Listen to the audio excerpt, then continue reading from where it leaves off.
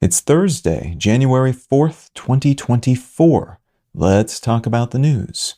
From the Wall Street Journal, top Hamas leader killed in suspected Israeli strike in Beirut. At least 7 members of Hamas, including the founder of the group's military wing, Saleh al-Arouri, have been killed by a drone strike on an apartment building in Beirut, raising concerns about potential military escalations throughout the region. It's strongly suspected that Israel is behind this strike, and representatives from the Israeli military and U.S. intelligence services have confirmed as much on background to journalists. But at the moment, they seem to be maintaining deniability, which may give Lebanese officials, including Hezbollah leaders, justification to step back from earlier threats to retaliate harshly if Israel ever dared attack Hamas members living within their borders. Israeli and Hezbollah forces have already been engaging in relatively moderate fighting across the Israel-Lebanon border, and the big concern is that Hezbollah is a lot more organized and well-funded than Hamas, and like Hamas, it is backed by Iran, so any further deterioration in their relationship with Israel could spiral pretty quickly, regionally.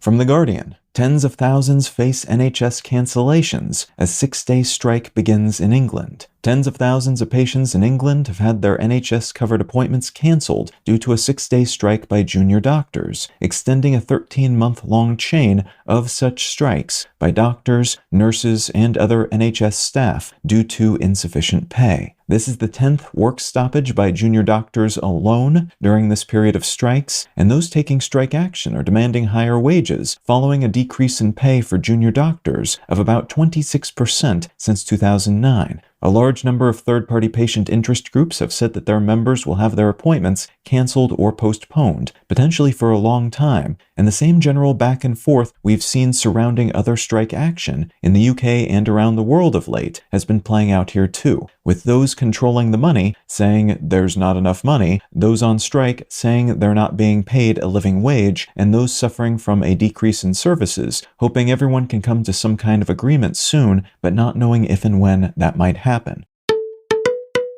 And from France 24, Somalia recalls envoy to Ethiopia over null and void Somaliland port deal. On Tuesday, the Somalian government said it would recall its ambassador to Ethiopia following an announcement that Ethiopia would be granted a 50-year lease on a patch of coastal land in the neighboring breakaway region of Somaliland in exchange for formally recognizing Somaliland as a real-deal country, becoming the first nation to do so. Landlocked Ethiopia has been wanting port access to the Red Sea since Eritrea seceded, taking all of the country's coastal territory with it in 1993. And that desire only increased after these countries went to war in 1998 through 2000. Somaliland declared its independence from Somalia in 1991, though it has failed to gain international recognition for that independence in the decades since, which has made it a bit of a pariah state. This deal would seem to give both nations something they want, though it could also inflame tensions in a region that's rife with a lot of nations and militaries that have beefs with each other. And Somalia has already hinted, in the wake of this announcement, that this might be a deal-breaker issue it is willing to go to war over.